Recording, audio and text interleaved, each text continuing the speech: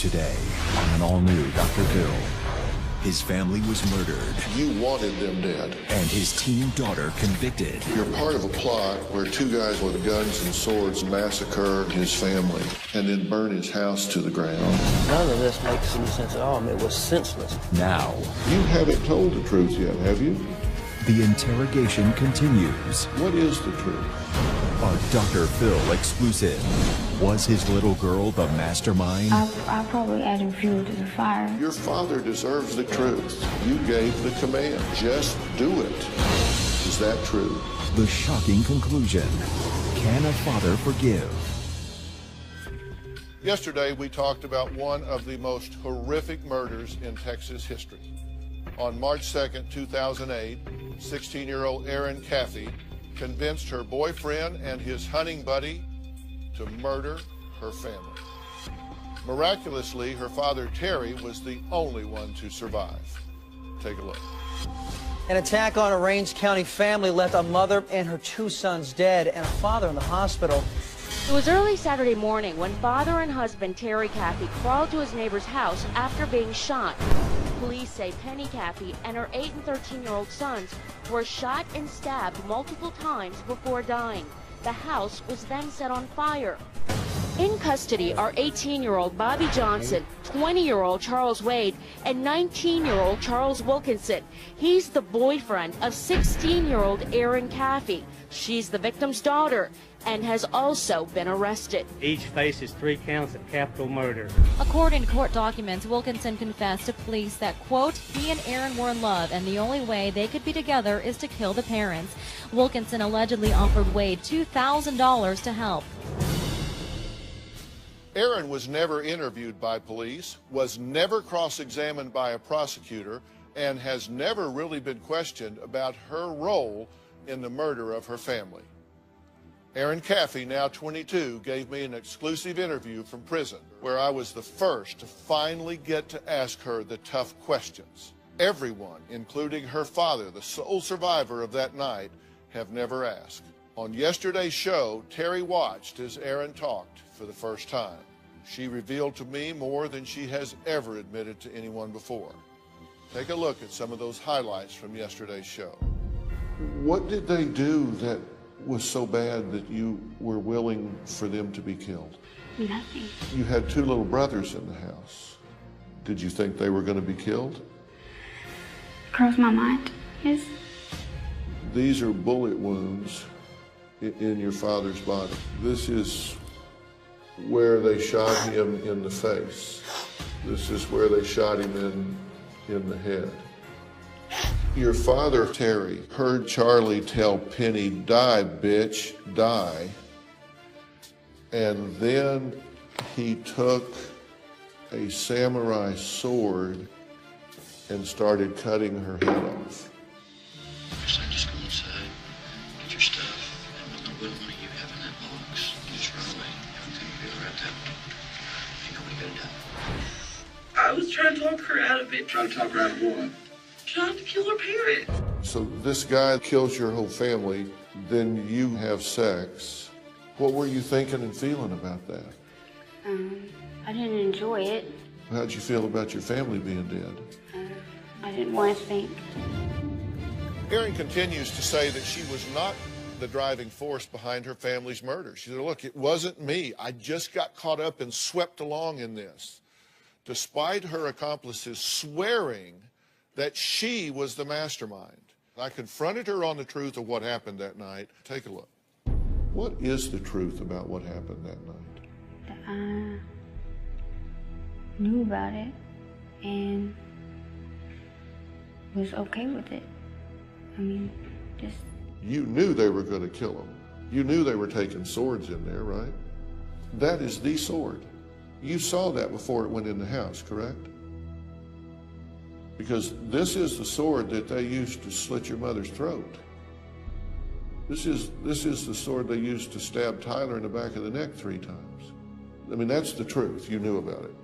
The other 3 say they were trying to get you to run away, but that you emphatically insisted that your family be killed. That's what they all say.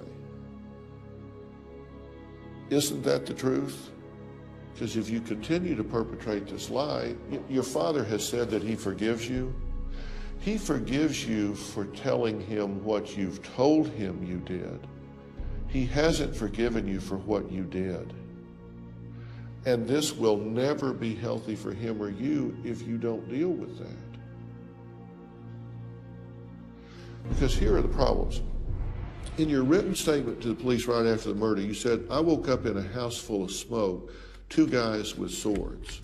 Then you said when you got to this other house that you drank something and then couldn't remember anything.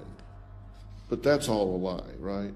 Because you didn't smell like smoke. You weren't in that house when they set it on fire, right? You were in the car waiting for them to come back. And they said when you were pulling away that you said, holy, that was awesome. Anybody say anything in the car after y'all left the house? What? Erin said, holy, that was awesome. Did you say that? Did you say I'm free? No, sir. Charles Wade said you were happier than a kid at Christmas at that point. In your young brain at the time, was it a victory for you? They were gone and you were safe? No. They have said independently that you said you wanted your little brothers killed because they picked on you and that you didn't want them in foster care. And isn't that the truth? You didn't say that. You didn't want them dead. Wasn't it your idea to kill your parents? Really? Because Charlie says it was your idea. Bobby says it was your idea. Bobby's cellmate, Jana Combs, said that Bobby started talking about Erin, saying that she was being abused by her parents. Were you abused by your parents? And that she went on to tell me that Erin convinced them, Bobby, Charlie, and Charles Wade, to kill her parents. Then Misty Lewers, who was Bobby Johnson's cellmate, said that the 2 boys, Charles and Charles, were talking, and the girl said, just kill them and laugh, the girl being you. Do you know Jawanda Rose Brannon? She said that you came to her around Thanksgiving, and she said to me, Rose, I think I'm going to hire someone to kill my parents. And then Charlie told her the same thing. He said, I'm going to hire somebody. You know Kyle Ainsworth? You don't know any of these people? He said he was sitting at one of the tables and Erin and Charlie were talking about something, and then she said, my parents don't want us to be together, and the only way we can still see each other is if we killed them. 2 weeks before the murder took place. Charlie says he begged you, let's just run away. And you said, no, I want them dead. I want my parents dead. Is that true or false? I mean, he did say at one point, let's run away. And I had told him, no, my parents are going to be looking for me. Do you think all of those people are lying? No, I don't think they're all lying. Now, one thing that I do believe Erin shared, that when she got in the car, she said actually the 2 boys were high-fiving. Her and Bobby were hysterical crying. And I believe it was Charlie said, not a word of this. Anybody says anything, you'll be dead just like them. But you heard her say and affirm to me that when they were arguing, she said, just go do it. She gave the command for the family to be killed. Yeah. I mean, I believe she said that, and that's where she crossed the line, and that's where she's got to be accountable. Well, according to reports, Charles Wade agreed to participate in the murders in exchange for $2,000. Part of that payment was supposed to come from the savings that the family had hidden in a lockbox tucked away in the laundry room. I asked Erin about that. Here's our conversation. Your parents had a lockbox with a combination. Who told Charlie the combination? I guess I did. I don't remember that, but I guess I did. Well, they had to get it from somewhere. Let me tell you what Charlie says, and you tell me how much of this you agree with, because I bet you probably agree with most of it, that they came at one point to do this, and the dog was barking, and it woke your father up. And so they left, and you called them and said, come back, I'll keep the dog quiet. Is that true? You talked to him 6 times between 11:46 and 12:48. Then the dog's barking, they leave. You talked to him 7 times between 1:22 and 1:58. Because you were talking them in, right? You had the dog under control, everything was okay. And that's different than what you've been telling your father. Because your father thinks that you were just calling off the runaway, but you had your bag packed. You were ready to go after the killing, and then they found you at this place, right? Were you hiding under a blanket? Where did you think you would go the next day? Did you have a plan? Didn't really have a plan. You told this therapist you had broken up and that he came in and killed your family and then framed you for it, right? But that wasn't true, correct? Why did you lie to him? I don't know, I guess to make myself look good, probably. But aren't you still doing that now? Tell me what you think I mean when I say, if you don't come clean and be completely honest, that you're never going to heal from this and that your father's never going to heal from it. People say my dad just wants to brush things under the rug, so to speak, and say that, you know, his daughter didn't know nothing about this. And that's, I mean, I think we've established I did know. But you know, he says, you know, my daughter did not mastermind this. And, I mean, I didn't. And, I mean, I know that all this looks bad and everything, but I didn't know what they went in and did that night. At some point, you've got to step up and say, I've done enough to this man. He deserves the truth.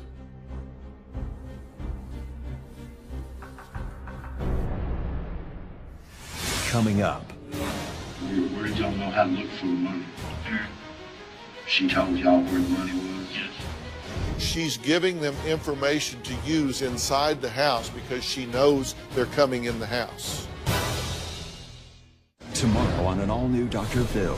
I've wired James around $265,000. Does it bother you that you've never seen or met this guy? A mom hooked by a love scam. This guy's a fraud. You're his cash cow. Is that him calling you right now? Yes, it's him. Oh my God!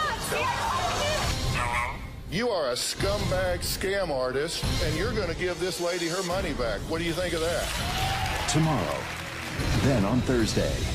If he's like this at home, imagine what happens on the show. You're right. You're right. Congratulations. Congratulations. You've got a know-it-all attitude. What a farce. That's Thursday.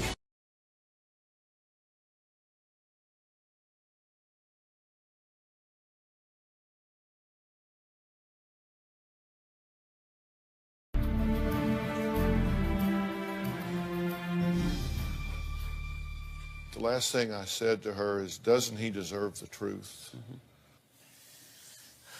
You know, what makes no sense is there was no plan after the fact. What do we do? You know, they threw a sword, not only the sword in a river, but Erin's suitcase is floating in the river. I'm thinking, why would her suitcase be in a river? The next day, you're not going to be able to go shopping. The whole country's going to be looking for you. You're going to need clothes. What do you do? They were asked by investigators, what was your plan? The 3 of them. They had no plan for the next day. They had no plan. It was Charles that bought the boots? Charles bought the boots. Bobby went to work. In his debrief, Charlie said that their only thought was that Erin would lay low for a while. And when Charles bought the boots, he then took you to where the other boots were, correct? The next day. Up under the bridge abutment? He bought the boots. He was apprehended shortly thereafter. He confessed. The next day, he came back and wanted to come cleaner I suppose. And he then led the investigators out to the creek where the sword was, where the one lockbox was, where Erin's suitcase was, and the boots were, the bloody boots were in the box from the new boots stuffed underneath the bridge. And he left them there because if he got away with it, he said then he would have 2 pair of boots. That's what he said. As a matter of fact, the money I think they used to, or he used to buy the boots was stolen from my wallet or the lockbox. You understand, too, that there's no question, we say what was her level of involvement, she had to tell them where the lockboxes were and what the combinations were. Right. Now, Charles Wade reveals some very detailed and damning information in his confession tape about this point. Take a look. Where did y'all know how to look for the money? Erin. She told y'all where the money was? Yes. Where was the money? And she said that there was money in a lockbox. Where was the lockbox? It was over there where you walk in the bathroom, go to the left, you're going to see a washer and dryer on your right, and on the left-hand side on the floor there's a little gray box. It was a little gray box. A little lockbox? Yeah. But so it was in the laundry room, bathroom? Okay. Where else did y'all get money from that she told you where it was? The wallet and the purse. Where was the wallet and the purse? I don't know. Charlie found those. Okay. I do believe that she gave him the combination. And she gave, according to what he's saying, and he is correct, of where to go in and turn and where it was. This isn't Charlie, this is Charles. Right. So he had the specific information. And if you're running away, that involves people leaving the house. That doesn't involve people coming in the house. She's giving them information to use inside the house because she knows they're coming in the house. Because this isn't a runaway, it's a murder. I have the phone records here, Lisa. In these phone records, we have all of this phone chatter between Erin and Charlie. What did you make of that when you were investigating this?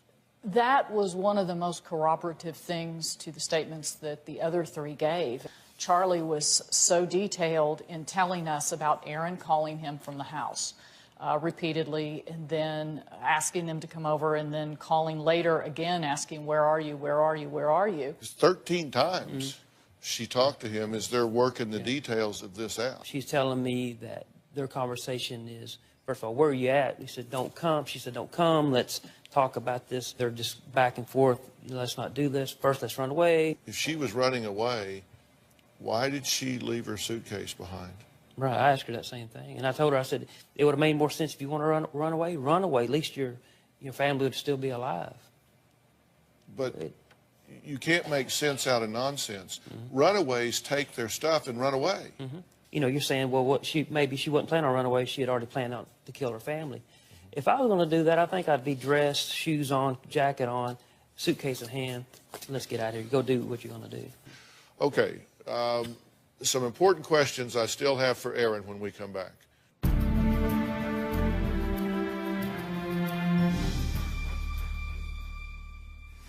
Coming up. You knew they were coming to kill your family. Your father deserves that truth. Did you mastermind this crime? This February, get ready for unforgettable drama you won't see anywhere else. At age 19, I was married to the prophet of the FLDS people. This 85-year-old man who has 64 other wives. A former sect member confronts her polygamous father. My father condoned my marriage. How does that make sense to a father to marry his daughter off to the crypt keeper? Stories that change lives. You had a hand in putting my son in jail, possibly for life. Was this soldier falsely convicted? Have you ever made false allegations prior to this? Yes, I have. Is this father killing his child?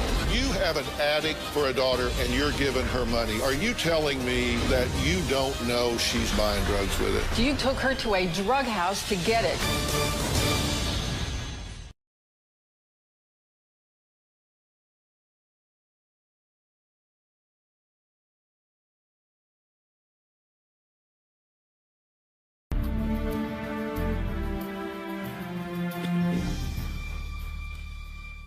Erin continues to claim that she was not the mastermind behind her family's murders, yet admits she did say she wanted her family dead.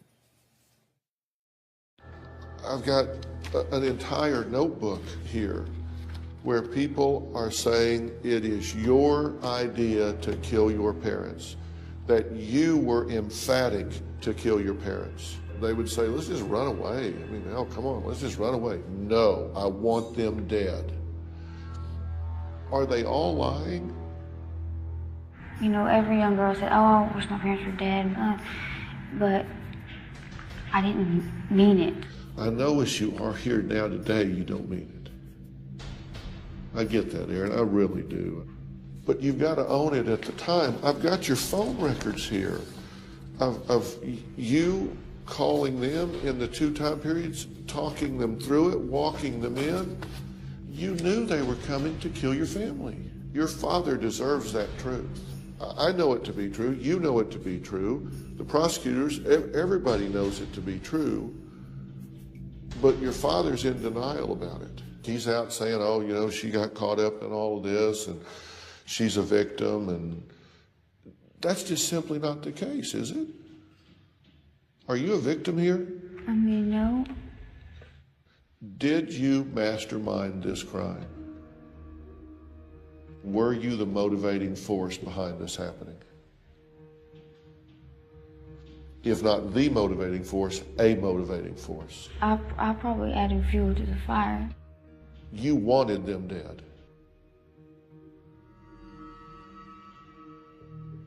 Tell me what you're thinking.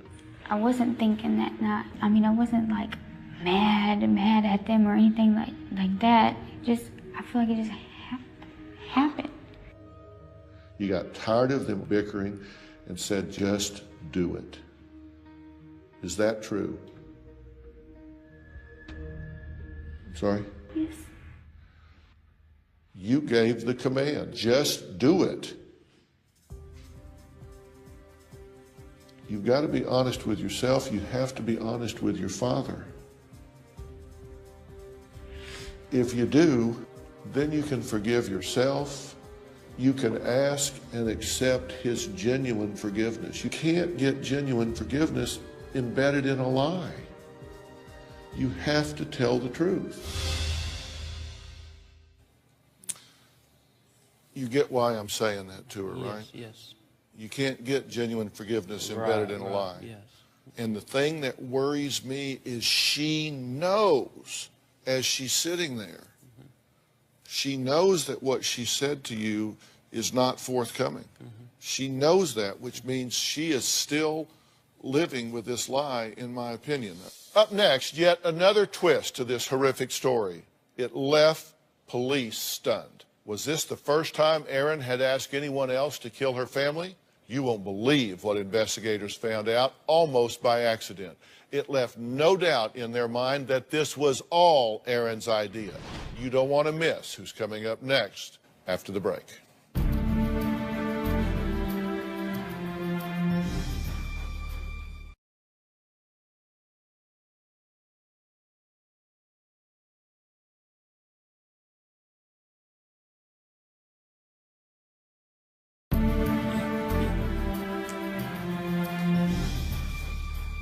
The police interviewed an ex-boyfriend of Erin's who says Charlie wasn't the first she tried to enlist to kill her family. Now, Terry asked Erin about it, and she denied it. He chose to believe her. I also asked Erin about it, and here's what she said. You had a boyfriend before Charlie, right?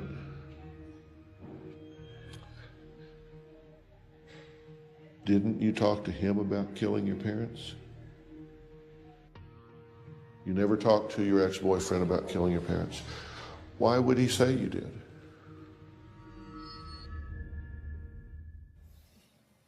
We actually tracked down Erin's ex-boyfriend, Michael Washburn. Here's what he had to say. Erin and I met when we were about 16 years old at a church camp. Erin got along with everybody. Erin's parents, Penny and Terry, were very strict. Erin used to sneak around and disobey her parents. I did not see any troubling signs in Erin. One day I said, "How are you and your parents doing?" And she said, "I just wish they were dead." A few weeks later, Erin asked me if I would murder her whole family and burn the house down, and I told her no. I thought, "You crazy bitch." I told her to get the hell out of my house. Erin and I never spoke again after the last conversation. Never thought Erin would actually have her family killed. Well, Michael is joining us via satellite today. Michael, thank you for being here. Tell me again, what did she say? She said, "How would you feel about killing my parents?" Did she bring up burning the house down? Yes. What'd she say? She said, after you do it, you can burn the house down and nobody would ever know. Okay. You did not react well to that.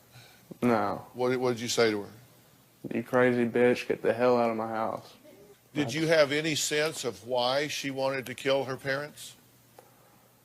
I mean, she's told me that, her parents wouldn't let her be around me and wouldn't let us be by ourselves or whatever, and I was fine with that. But I mean, I guess she had, other plans. Did you ever talk to her about it again? No. Okay, so that was it. You had that one conversation. You said, Yes. "No, it's crazy. Get out of here." And so you two broke it off at that point. Right. All right. What's your reaction to knowing this? Well, I'd like to add to this, no doubt. Certainly he's going to be upset with us, and he made this statement that, well, her parents was just too strict. Well, yeah, we were strict. We were at church one day. We're having a fellowship, and one of the ladies came up to us and said, "We have a situation outside." I had to separate the two of them, Michael and Erin, together at a picnic table. She was sitting. He was in front of her and trying to grope her, go up her shirt.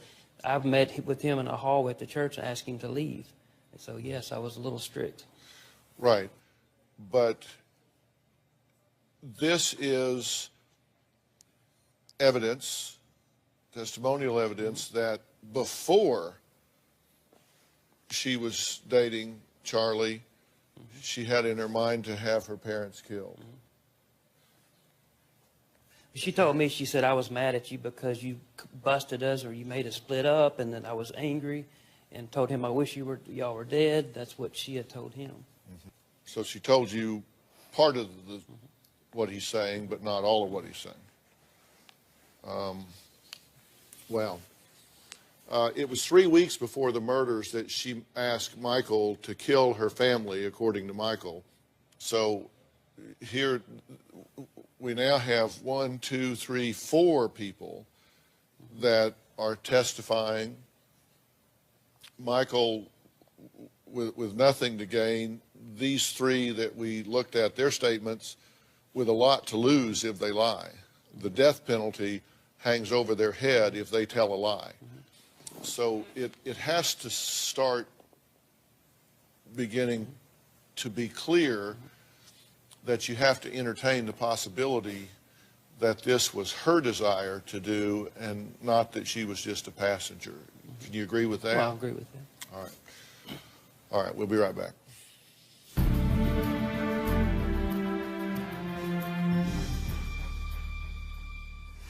Coming up. In the letter that she wrote, she says, "None of this was your fault. If anything, it was mine." Will Terry change his mind about his daughter's role the night of the murders? I mean, I was angry. I mean, there was times I wanted to go back there and grab her and just shake her. Why?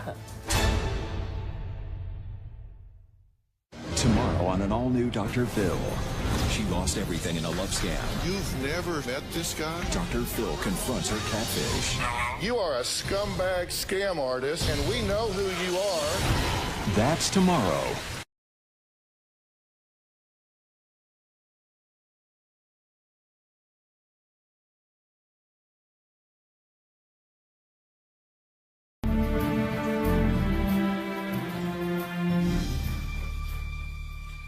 Erin Caffey is serving 2 consecutive life sentences plus 25 years for capital murder and will be eligible for parole when she is 59 years old.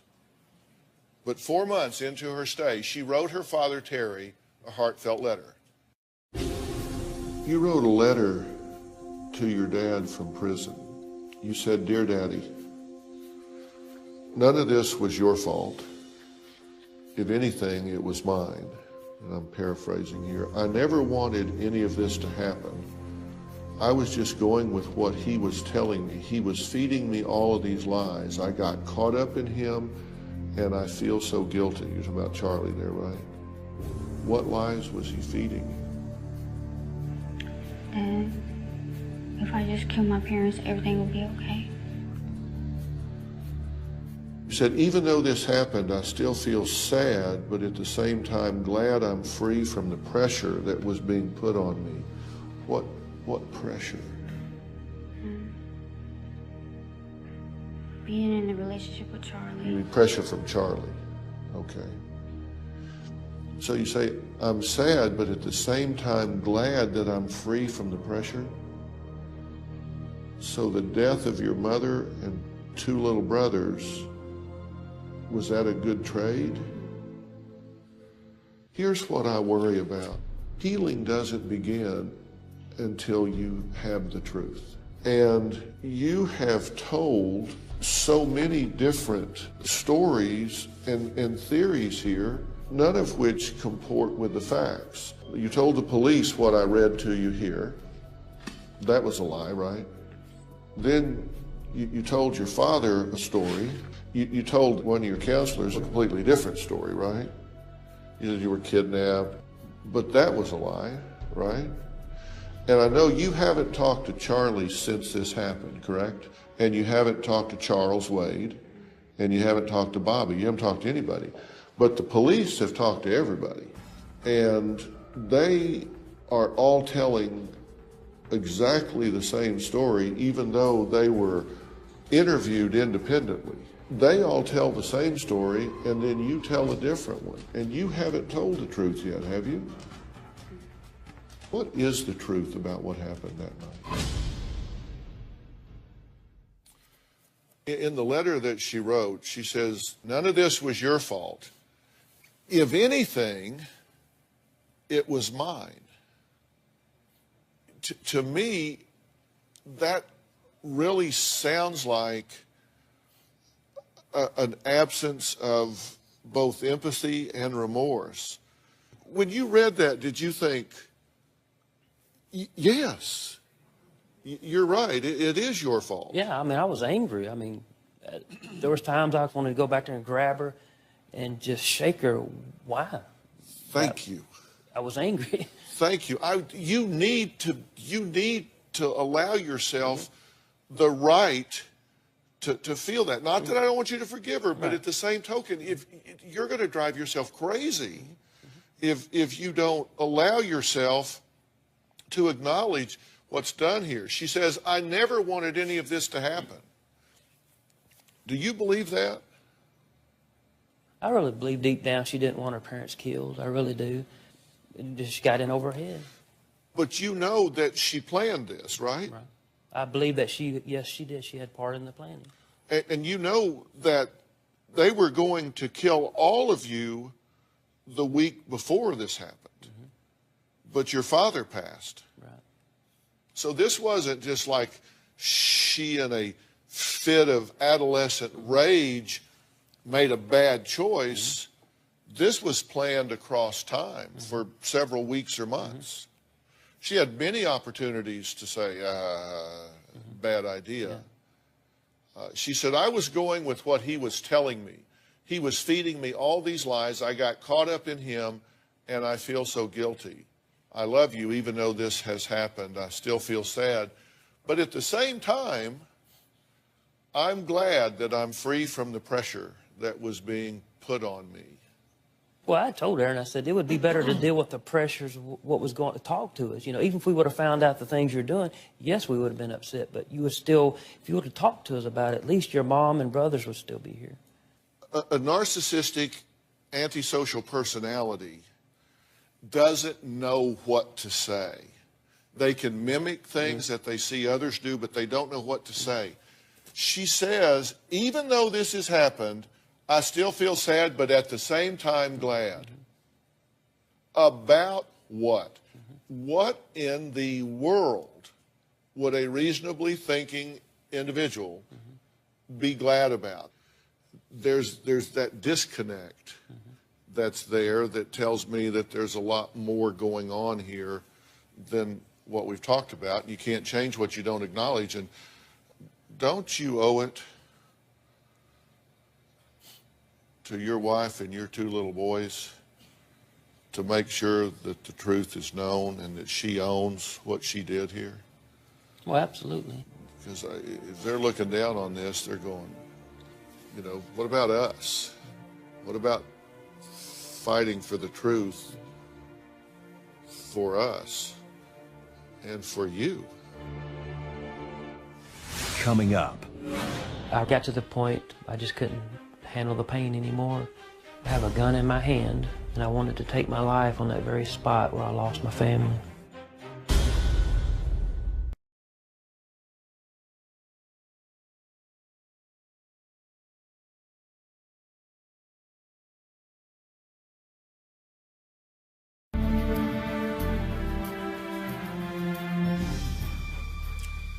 We've been talking about a terrible tragedy today. A wonderful family. People admired Terry as a strong Christian man and father and husband. His wife Penny was apparently just an absolute delight. The 3 kids were favorites in the community, and that is part of what makes this tragedy so horrific. There was a point which Terry said he just no longer wanted to live. I got to the point I just couldn't handle the pain anymore, and I wanted to take my life on that very spot where I lost my family. I remember shaking my fist up towards God, and I said, God, why would you take my family? I have a gun in my hand, and out of the corner of my eye, I see a piece of paper flapping in the wind. It was a page out of a novel, and it said, I couldn't understand why you take my family and leave me behind to struggle along without them. The first line is all I could read. My eyes were filled with tears. That one single page came from a book called Blind Sight. I never read the book, but Penny did.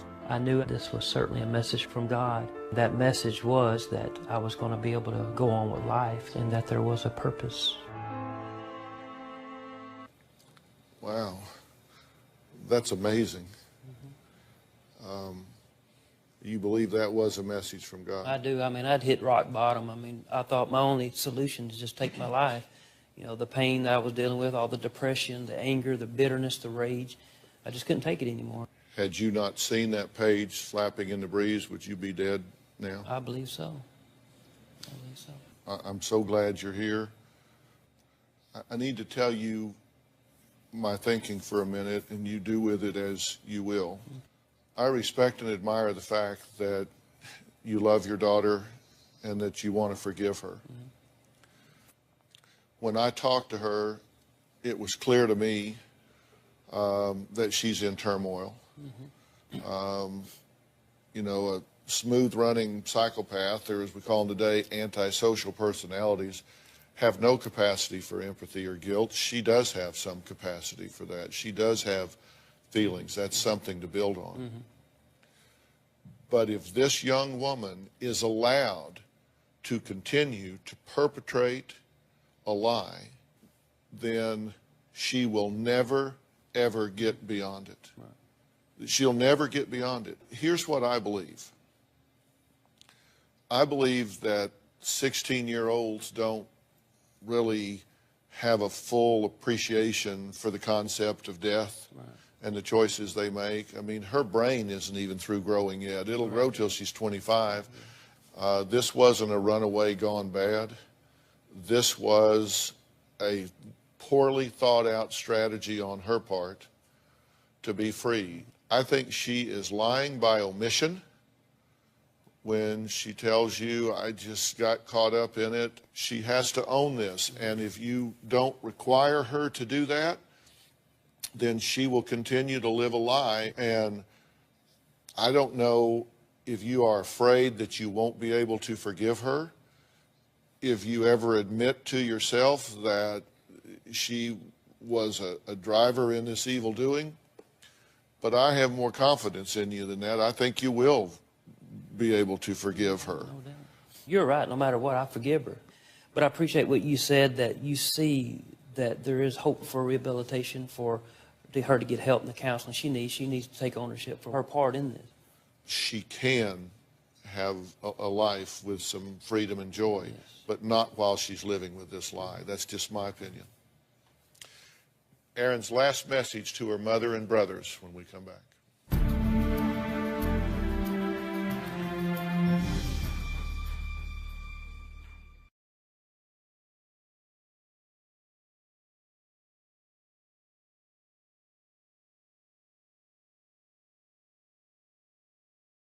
Want to know what's coming up on Dr. Phil? Visit our website and subscribe to our email newsletter. You'll get weekly updates, life strategies, and exclusive video that you won't find anywhere else.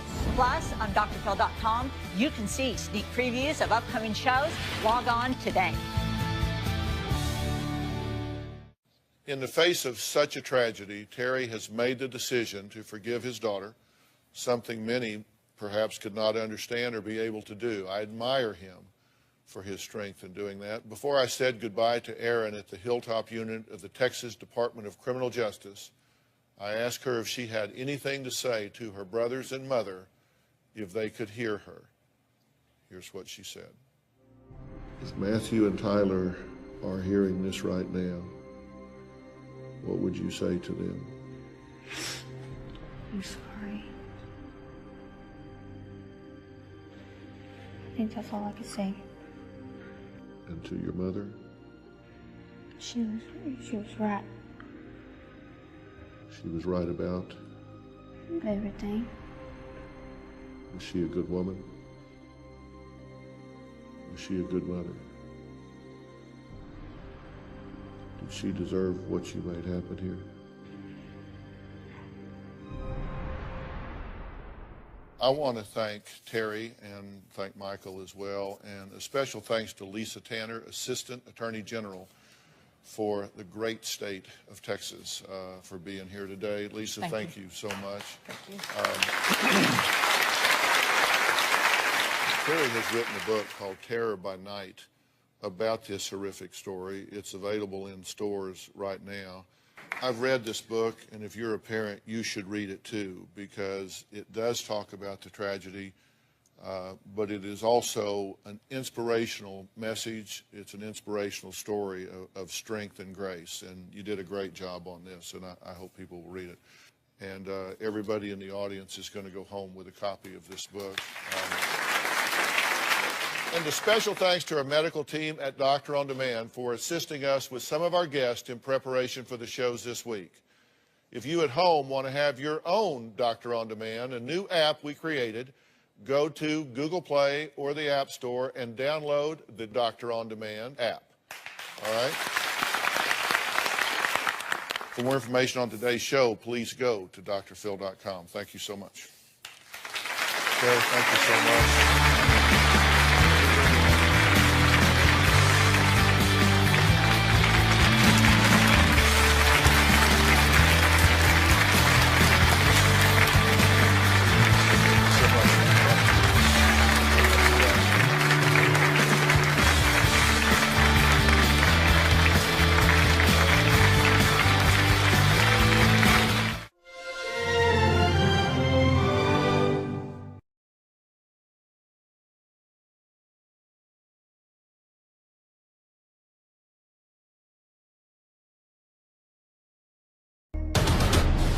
Today, on an all-new Dr. Phil, his family was murdered. You wanted them dead. And his teen daughter convicted. You're part of a plot where two guys with guns and swords massacre his family and then burn his house to the ground. None of this makes any sense at all. It was senseless. Now, you haven't told the truth yet, have you? The interrogation continues. What is the truth? A Dr. Phil exclusive. Was his little girl the mastermind? I'll probably add fuel to the fire. Your father deserves the truth. You gave the command. Just do it. Is that true? The shocking conclusion. Can a father forgive? Yesterday, we talked about one of the most horrific murders in Texas history.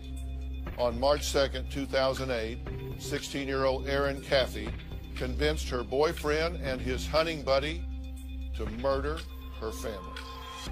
Miraculously, her father, Terry, was the only one to survive. Take a look. An attack on a Range County family left a mother and her 2 sons dead and a father in the hospital. It was early Saturday morning when father and husband Terry Caffey crawled to his neighbor's house after being shot. Police say Penny Caffey and her 8 and 13-year-old sons were shot and stabbed multiple times before dying. The house was then set on fire. In custody are 18-year-old Bobby Johnson, 20-year-old Charles Wade, and 19-year-old Charles Wilkinson. He's the boyfriend of 16-year-old Erin Caffey. She's the victim's daughter and has also been arrested. Each faces 3 counts of capital murder. According to court documents, Wilkinson confessed to police that, quote, he and Erin were in love and the only way they could be together is to kill the parents. Wilkinson allegedly offered Wade $2,000 to help. Erin was never interviewed by police, was never cross-examined by a prosecutor, and has never really been questioned about her role in the murder of her family.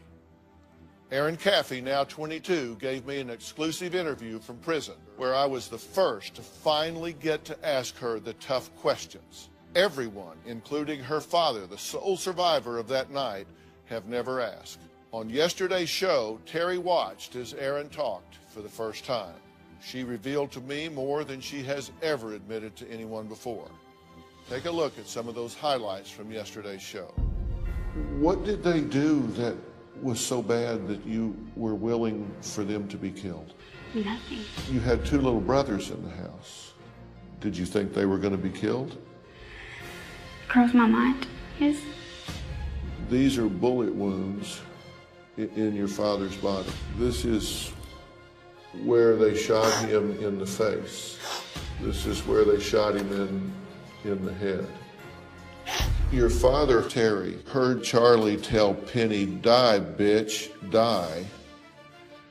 And then he took a samurai sword and started cutting her head off. First, I'm just going inside, get your stuff, and we'll know what money you have in that box. Just run away. Everything will be all right then. You know what you gotta do. I was trying to talk her out of it. Try to talk her out of what? Trying to kill her parents. So this guy kills your whole family, then you have sex. What were you thinking and feeling about that? I didn't enjoy it. How'd you feel about your family being dead? I didn't want to think. Erin continues to say that she was not the driving force behind her family's murder. She said, look, it wasn't me. I just got caught up and swept along in this. Despite her accomplices swearing that she was the mastermind. I confronted her on the truth of what happened that night. Take a look. What is the truth about what happened that night? That I knew about it and was okay with it. I mean, just... You knew they were going to kill him. You knew they were taking swords in there, right? That is the sword. You saw that before it went in the house, correct? Because this is the sword that they used to slit your mother's throat. This is the sword they used to stab Tyler in the back of the neck 3 times. I mean, that's the truth. You knew about it. The other 3 say they were trying to get you to run away, but that you emphatically insisted that your family be killed. That's what they all say. Isn't that the truth? Because if you continue to perpetrate this lie, your father has said that he forgives you. He forgives you for telling him what you've told him you did. He hasn't forgiven you for what you did. And this will never be healthy for him or you if you don't deal with that. Because here are the problems. In your written statement to the police right after the murder, you said, I woke up in a house full of smoke, 2 guys with swords. Then you said when you got to this other house that you drank something and then couldn't remember anything. But that's all a lie, right? Because you didn't smell like smoke. You weren't in that house when they set it on fire, right? You were in the car waiting for them to come back. And they said when you were pulling away that you said, holy, that was awesome. Anybody say anything in the car after y'all left the house?